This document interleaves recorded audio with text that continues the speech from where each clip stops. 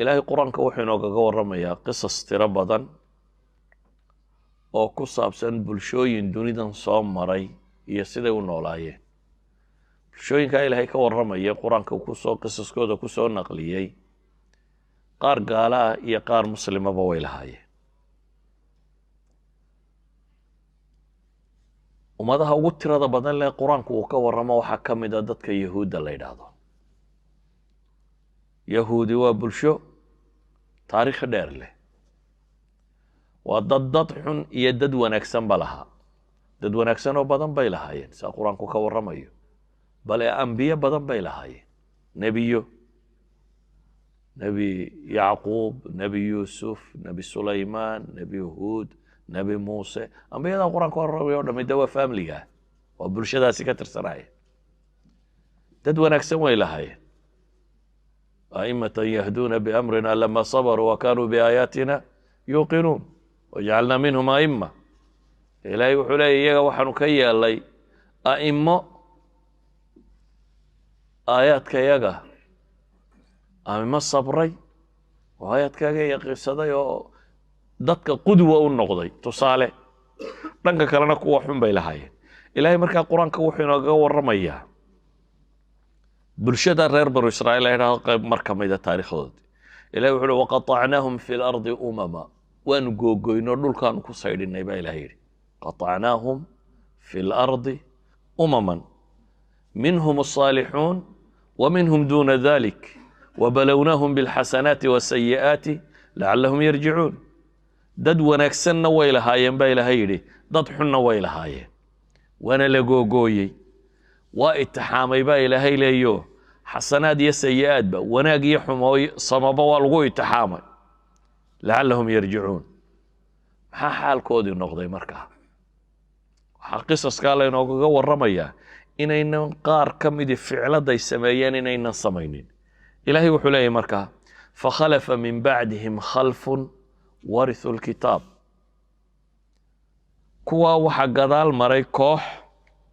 kitaabka dhaxashay baa ilaahay yiri warithu alkitaba kitaabka way dhaxleen يأخذون عرض هذا الأدنى وحي قادنا ينبا إلهي سبحانه وتعالى نولشان قابا وحي كسو قارا واسكا قادنا يا حلال يحارن يغان ويجين وهو يقولون وحي ورنا سيغفر لنا وأن لودن بدافع دونا وإن يأتيهم عرض مثله مر لبعض ديك يوكا لكو صوبحنا يأخذوه با إلهي وقادنا يا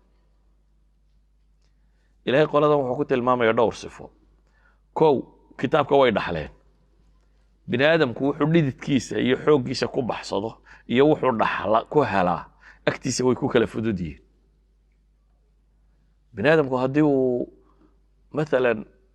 المها ير هدي حول الله قد انت بدن وحد عداينا محي كو عياران وهي ما يديدين يو لكن قفكو حوله وشقيسته كل ديده xoog iyo naftiisa ku bixiyo wuu la xajalaabaya way adagtay inay ka baxdo nolosha dhan baa sidaasiya diinta dadka u dhintay naf iyo maalba soo siistay waxay u hijrooday saxaabadii nabiga dadkani waa noloshooda dhan bay siisteen saawgeed way ku adkaayeen laakiin dadka dhaxalka u helay sideenoo kale meel baynu iskaga dhalanay dad muslimiin joogaan islaamku baynu aabayaasha iyo awowyadeen الله نحرسته كده حلي wax kasta oo inagu joogay ma jirin adna majhuud ma inangelinin qoladan waxa lagu tilmaamay iyaguna inay kitaabka dhaxaleen dhaxal bay ku heleen warithul kitaab laakiin dhaqankoodii maxay ilaahay ku tilmaamay ilaahay wuxuu yiri waxay doonaan inta iska sameeyaan waxay leeyihiin ilaahay waa ghafuur rahiim sayufaru lana wa noo dambi dhaafi doona binaadamku waa dhacdaa inuu gafo إلهنا وغفور رحيم هذو كسر نقضة توبت كأنه جد كصحة قاضي إلهي دم بيجي سووا دافع لكن قلنا عادة دوام حي واسكر دمبنا يعني مكان دور واسدينا إن شاء الله إلهي بنود دم دافع بيلين إلهي بنود دم دافع ما بريت هذا يتيتم هذا والله وضيع ده مين يسدم بيجا والله وضيع رجدا يا أمل كاه إلهي بدم بيجا دافع دوننا والله يا بإلهي لي ولدنا إلهي وحكيري ألم يؤخذ عليهم ميثاق الكتاب ألا يقولوا على الله إلا الحق ودرسوا ما فيه والدار الآخرة خير للذين يتقون فلا تعقلون واركوان ميان إلهي بلن كقادم بقى لله سبحانه وتعالى إن هنا إلهي بين كشيجن وكتاب كان إني دراسيان يوحى كتيرة وردارت آخرة وفائدة بدن بقى إلهي لي وخير بدن تدكي إلهي كعب صاري ورميان عقل إلهي بقى إلهي أفلا تعقلون ميان قرشدوا شقين بقى إلهي لي سبحانه وتعالى إذن جروب كواسال قلت المامين نقدين قارك لنا وحلت المامية والذين يمسكون بالكتاب وأقاموا الصلاة إنا لا نضيع أجر المصلحين كوا كتابك قبصة بقى إلهي لي مسك وبتضعيف يبقى الاستعمال الوضع عربيد يعني واحد قبقبان يسواد حجين يسو مسك هو قبطوي لكن مسك والذين يمسكون بالكتاب إليه كوا كتابك قبصانية حجينية وأقاموا الصلاة صلاة أوغية إنا لا نضيع أجر المصلحين بإليه مالو من النبي إلهي ليه كوا السماحة السبينية أجر كودلو من مايو إذن قصة إلهي وحين أقول شيء غير هرب إسرائيل لقوقويي سيدا إنو كلا فردني لو كلا فرديي إن إداد صالح إداد حنبا لهايين وهلا شغير امتحانات وصوم مري بلونهم بالحسنات والسيئات لعلهم يرجعون لكن وحلا tilmaamay groupkaasi group inuu ka dambeeyay iyagu intay wax walba iska dhumbadaan diintoodii aan xijisanin ee amalka in loo dambi dhaafi doono uu iska haysta waxay doonaan sameeyaan iyo koox kale ah kuwa kitaabkoodii intay qabsadeen xijistay oo salaadoodii oogay oo ilaahay leeyahay kuwa wanaagsan ajirkooda lumin mayno idan waa labada wado qofka qariibka ah miduu ku biiraya bulsho ka badan markaad adigoo yar la joogto labada wada miduu baad qaadaysa su'aashu waxa weeyaan hadaba waa maxay wasaa'ilka inuu xijin kara diinteena sidaynu xijin karnaa waxaanu baahanay inaynu in yar dib ugu noqono tajribadii saxaabadii nabiga calayhi salaatu wasalaam iyo nabiyullaahi maxamed wadcigeenu ku loon lahay mid ka adag bay ku noolaayeen mid ka adag nabi maxamed soo kaliya la soo diray calayhi salaatu wasalaam qof iyo laba iyo saddex baa rumeeyay dhul gaaleedna way deganaayeen meeshay deganaayeen markii waa dhul gaaleed madiinana waa dhul gaaleed marka gaala degan culture kala yaala luqadooda isku mid bay ahayd laakiin aqeeda iyo dhaqan ka gadisan kii jaahiliga bay haysteen sidee bay u dhacday inay saxaabada iyo nabiga calayhi salaatu wasalaam ka hortagaan oo ay diintoodii u xijistaan waxaan rabaa inaan in yar tilmaamno afartii suuradood ee quraanka ugu soo hordegay quraanka culimadu waxay isku waafaqsan afar suuradood baa ugu soo hordegay ay inta badan tilmaamaan waliba afarta suuradood wada dhan maaha mid walba qaybteeda hore وسورة العلق اقرأ باسم ربك الذي خلق خلق الإنسان من علق اقرأ وربك الأكرم الذي علم بالقلم علم الإنسان ما لم يعلم سورة داس قيب طاهر وحكالو ينسو دكتي يا أيها المدثر قم فأنذر وربك فكبر وثيابك فطهر والرجس فاهجر ولا تمنن تستكثر ولربك فاصبر آيات كاسي هرير وحكالو سو دكتي يا أيها المزمل قم الليل إلا قليلا نصفه أو انقص منه قليلا أو زد عليه ورتل القرآن ترتيلا إنا سنلقي عليك قولا ثقيلا إن ناشئة الليل هي أشد وطئا وأقوى مقيلا إلى الآيات ككسيحية وحكالو سو دكي نون والقلم وما يسطرون ما أنت بنعمة ربك بمجنون يا آياتك waxay culimadu yiraahdaan waxyigii koowaad ee nabi maxamed ku soo degay calayhi salaatu wasalaam waxa godka markuu ku jiray laakiin maadaama uu nolol adag waajihi doono waxay yiraahdaan qaabka wax la isugu bara tacliimka si qabow baa qofka wax loo baraa laakiin nabi maxamed markii lagu bilaabayay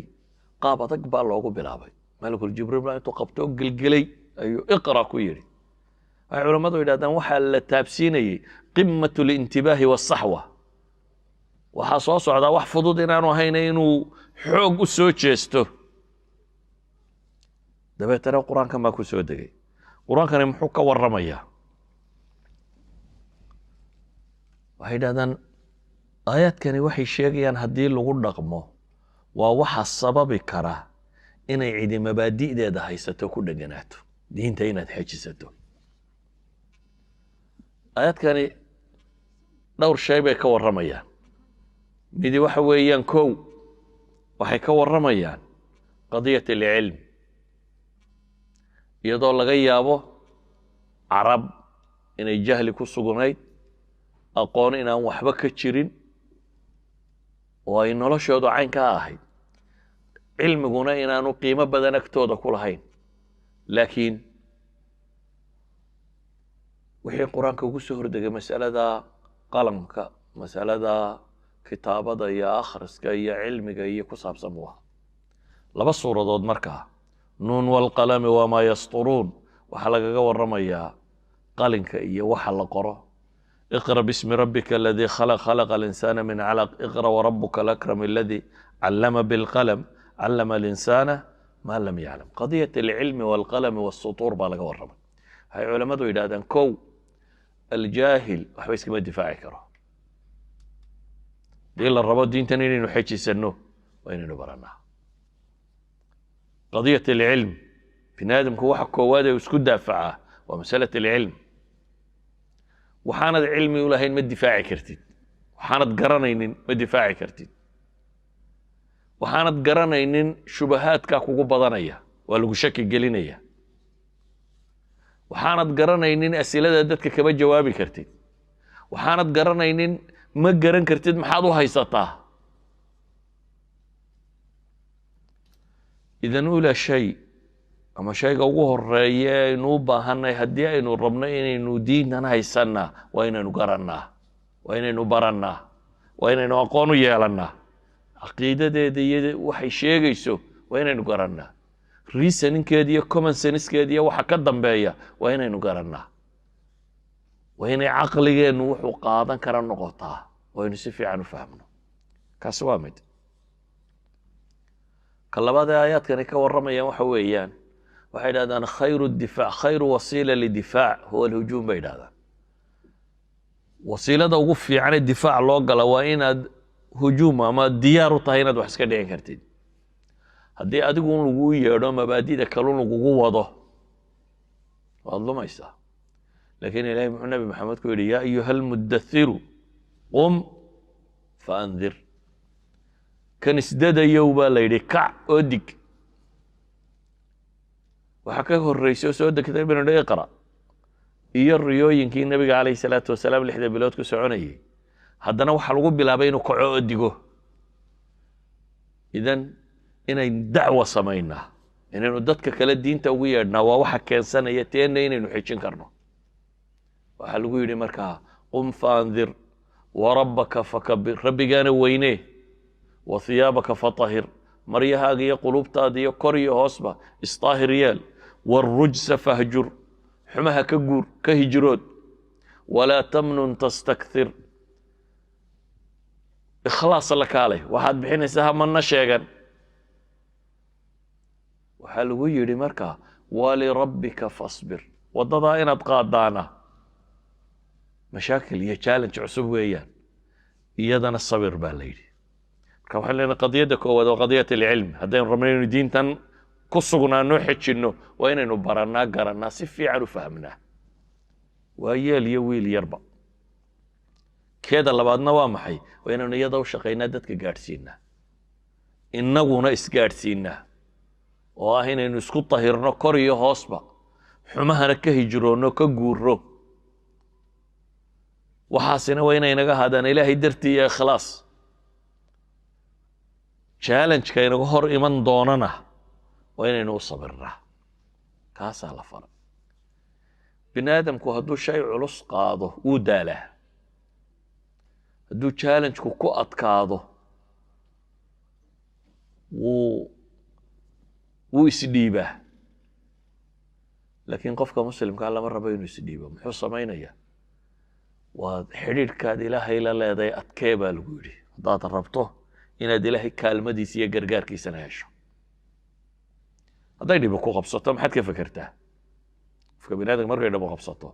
maalan economical problem baa ku qabsaday, dhib dhaqaale, markiiba waxaad fekeraysaa wartalow xaggaad ula kacda. waxaa kugu soo xaadiraya ciddii qaraaba iyo tolya asxaaba ahaydeen ee waxhaysataad isleeday waxbay kaa tari karaysaabaa markaaba madaxaaga ku soo xaadiraya.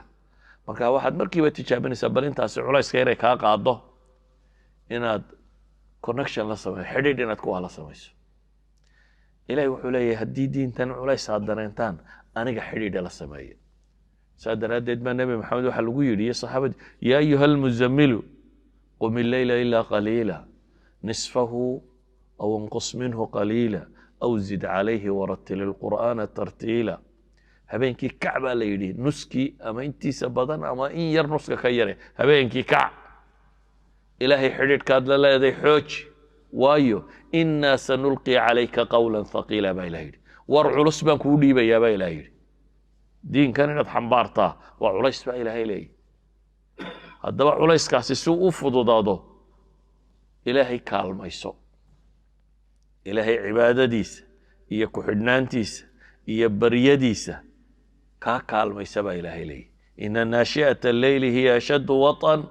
wa aqwamu qiila. maalin oo dhanna waina laka fi nahaari sabxan طawiila. tasbiixso oo dikrigaaga badi watabatal ilaahi tabtiila. waka suuraddoo dhamme markaa waxay tilmaamaysaa qaybtan aynu tilmaamaynaa. haddaad aqoon diintiina u yeelataan oo ku qanacdaan, isla markaana aad dacwa samaysaan oo dadka ugu yeedhaan, idinkuna a isdaahirisaan, sabir baa laydinka baahan yahay. haddii challenge-ku xoogoobo, mar kasta ilaahay ku xidhnow baa la yidhi. biyadihi malakuutu kulli shay. isaga gacantiisa wax waliba ku jiraan. allaha wax waliba gacantiisa ku jiraan, ku xidhan baa la yidhi. waxaan leenahay marka afarta suuradooda hore intaasay ka warramayaan. saxaabadii si fiican afartan u fahmay ilaahay muxuu ku sifeeyey. min almu'miniina rijaalu sadaquu maa caahadu allaha calayhi faminhum man qadaa naxbah waminhum man yantadir wamaa badaluu tabdiila. mu'miniinta waxaa ka mida baa ilahay yidhi rag ka run sheegay wixii ay ilaahay ballan la galeen. qaarna waa ku dhinteen iyagoo diintoodii haystay dhinteen, qaarna waa sugayaan. wax bedelah kamay samayn diintoodii baa ilahay leeyay, may bedelin. ilahay wuxuu ku tilmaamayaa rijaalun laa tulhiihim tijaaratun walaa baycun can dikri illahi waiqaami الصalaati waitaa'i الzakaa yakhaafuuna yowman tataqallabu fiihi alquluubu walabsaar. waa rag baa ilaahay leeyay aanay ka mashquulinin tijaarada iyo bayca iyo dhaqaale raadintu. ilaahay xuskiisa dhaqaaluu ma dhaafiya baa ilaahay leeyay, iyo salaada ogisteeda iyo zakada bixinteeda, waayo waxay ka cabsanayaan maalin qalbiyada iyo indhuhuba ay gadgadoomaan. waxaan dhahdaa inta badan su-aalaha haddii goor la isweydiiye waxaa ka mid a meelahan marka la joogo, shaqadii iyo maxaa la yidhaahdaa iyo salaadii baa isku beegmi weyde sheekh maxaa la yaha. waxaa qiil loo raadinaya maxay? shaqaduna dee iyadu isweydiin male inay xagga salaada laga helo fasax loo helo dhanka salaada ka soo baxa. ama ilaahayna wuxuu ina leeyahay raggaa diintooda haystay astaantoodu waxay ahayd rijaalun laa tulhiihim tijaaratun walaa baycun can dikri illahi waiqaami الsalaa. duul aanay ka weecinin ama aanay dhaafinin tijaarada iyo xoolo raadisku ilaahay xuskiisa iyo salaada ogisteeda iyo zakada aanay dhaafinin. idan waxaan leenahay kow, afarta shay ama saddexda shay ee aynu nidhi duuduub ahaan afartaas suuradood ee qur-aanka ugu soo hordegaa tilmaamayey, waa waxa koowaad aynu diinta ku xijin karno. waa tajribadii ay ka soo baxeen saxaabadii iyo nebi maxamed calayhi salaatu wasalaam. ilan iyaba dhul gaaleed bay joogeene waxay diintoodii u xejisteen ee ay u faafiyeen maanta dhowrka 2 bilyan ay u haysataa. qur-aankaasaa ilaahay ku sugay waxaa sheegaya.